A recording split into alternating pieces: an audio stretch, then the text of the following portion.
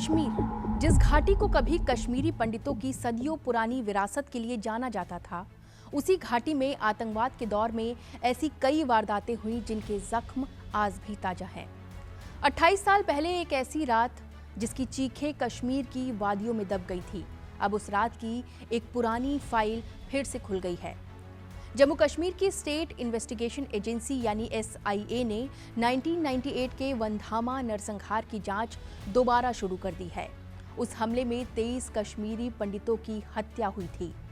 सवाल सिर्फ इतना नहीं कि उस रात क्या हुआ था, सवाल ये भी है कि क्या 28 साल बाद उन चेहरों तक पहुंचा जा सकेगा जिन्होंने इस नरसंहार की साजिश रची, उसे अंजाम दिया या किसी भी स्तर पर मदद की। नमस्कार, मैं हूं आपके साथ नैन्सी वाजपेयी और आप देख रहे हैं पांचजन्य एक्सप्लेनर। सबसे पहले समझिए वनधामा में क्या हुआ था। तारीख थी 25 जनवरी 1998 की रात। स्थान मध्य कश्मीर का गांदरबल जिला और वहां का वनधामा गांव। उस दौर में घाटी आतंकवाद की भीषण चपेट में थी। वनधामा में कुछ कश्मीरी पंडित परिवारों ने पलायन नहीं किया था, वो अपने घरों में ही रह रहे थे। फिर उस रात हथियारबंद आतंकवादी भारतीय सेना की वर्दी में गांव में दाखिल हुए। एक जीवित बचे व्यक्ति की गवाही के अनुसार हमलावरों ने घरों में जाकर लोगों से बातचीत की, चाय मांगी और इसके बाद परिवार और पड़ोसियों को एक जगह इकट्ठा किया। इसके बाद AK-47 से अंधाधुंध गोलियां चलाई गई। इस हमले में 23 कश्मीरी पंडितों की हत्या हो गई। मृतकों में 9 महिलाएं और 4 बच्चे शामिल थे। हमले के बाद कुछ घरों और स्थानीय हिंदू मंदिरों को भी नुकसान पहुंचाए जाने और उन्हें जलाए जाने की रिपोर्ट्स भी सामने आई। आज SIA जिस मामले को दोबारा देख रही है उसकी बुनियादी त्रासदी यही है। एक गांव में 23 लोगों की हत्या और 28 साल बाद फिर से उस केस की जांच। सवाल, हमला कैसे हुआ था? हमले की एक भयावह बात यह भी थी कि हमलावरों ने भरोसा पैदा करने का तरीका अपनाया, क्योंकि उन्होंने सेना की वर्दी का सहारा लिया, घुले मिले और फिर उन्हें AK-47 से भून डाला। इस नरसंहार में उस समय 14 साल के रहे विनोद कुमार धर इकलौते जीवित बचे थे। उन्होंने अपनी आंखों के सामने अपने माता पिता, भाई बहनों और पड़ोसियों की हत्या होते देखी। विनोद धर ने ही बाद में जांच एजेंसियों और मीडिया को बताया कि सेना की वर्दी में आए आतंकियों ने पहले उनके घर में चाय पी, इसके बाद वायरलेस रेडियो पर संदेश मिलते ही उन्होंने अंधाधुंध फायरिंग कर सभी को मौत के घाट उतार दिया। वो इस बर्बरता के प्रमुख गवाह बने। हमलावर कौन थे? यहीं से कहानी जटिल हो जाती है। वनधामा हमले के लिए वर्षों से अलग अलग सोर्सेस में अलग अलग आतंकी संगठनों और आतंकियों का नाम सामने आता रहा है। उस समय पुलिस और सरकारी स्तर पर पाकिस्तान बेस्ड आतंकी संगठन लश्कर-ए-तैयबा पर भी आरोप लगाए गए थे। वहीं कुछ पुराने डिटेल्स में हिजबुल मुजाहिदीन से जुड़े आतंकी अब्दुल हमीद गदा का नाम भी सामने आया था। 2026 में SIA ने इस मामले की जांच दोबारा शुरू कर दी।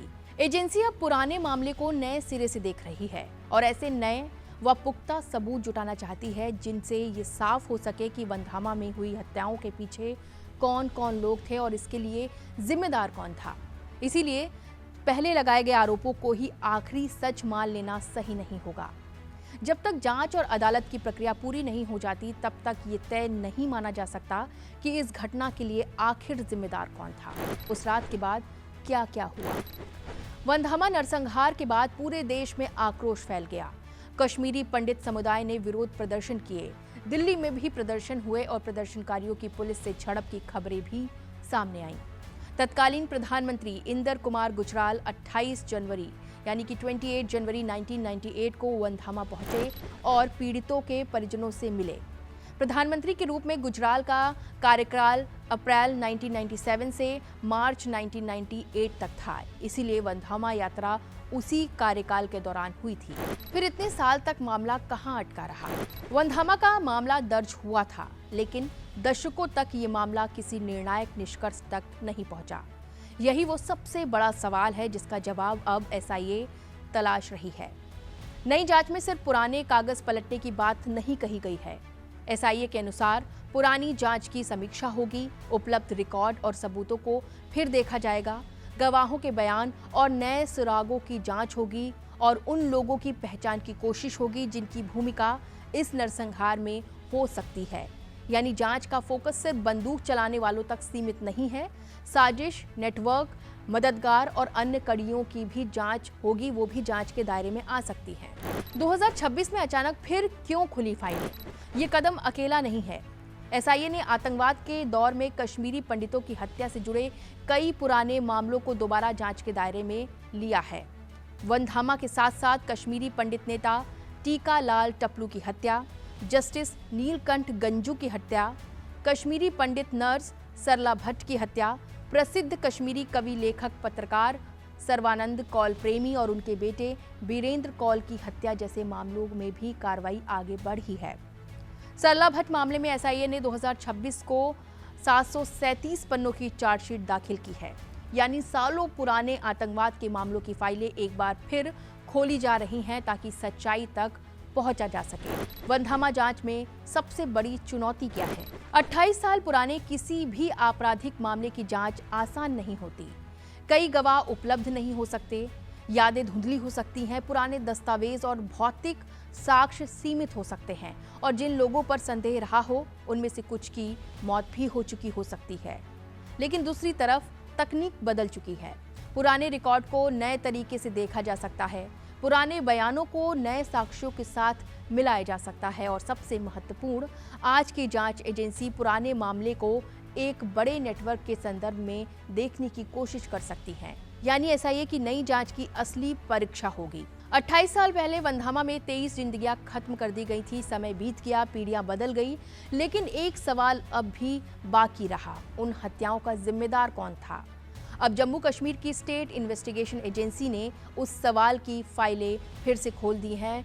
ये अभी न्याय का अंत नहीं है, ये सिर्फ एक नई शुरुआत है। लेकिन अगर जांच निष्पक्ष, साक्ष्य आधारित और पूरी गहराई से आगे बढ़ती है तो 28 साल से कई सवालों के जवाब बाकी थे, अब फाइल फिर खुली है। देखना होगा क्या इस बार वनधामा की उस रात का पूरा सच सामने आता है। बहरहाल 5 जन एक्सप्लेनर में बस इतना ही। फिर मिलेंगे किसी और मुद्दे के साथ। बने रहिए आप लोग 5 जनवरी के साथ। नमस्कार।